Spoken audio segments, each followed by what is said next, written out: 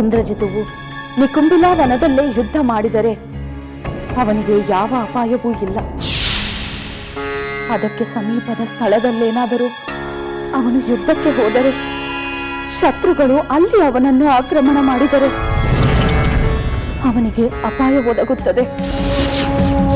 ಅವನು ಆ ಸ್ಥಳಕ್ಕೆ ಹೋಗದಿದ್ದರೆ ಅಥವಾ ಹೋದರೂ ಯಜ್ಞ ಬಲಿಯನ್ನು ನೀಡಿಬಿಟ್ಟರೆ ಅವನಿಗೆ ಯಾವ ಅಪಾಯವೂ ಸಂಭವಿಸುವುದಿಲ್ಲ.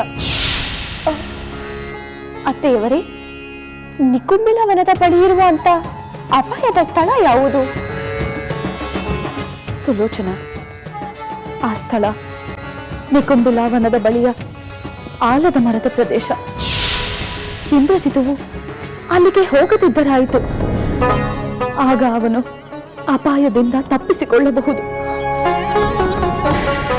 ಅವರು ಈಗ ನಿಕುಂಬಿಲ ವನದಲ್ಲೇ ಯುದ್ಧ ಮಾಡುತ್ತಿದ್ದಾರೆ, ಆಲದ ಮರದ ಬಳಿಗೆ ಹೋಗಿಲ್ಲ. ಸಂಧ್ಯಾ, ಅವನು ಅಲ್ಲಿಗೆ ಹೋಗುವುದು ಬೇಡ.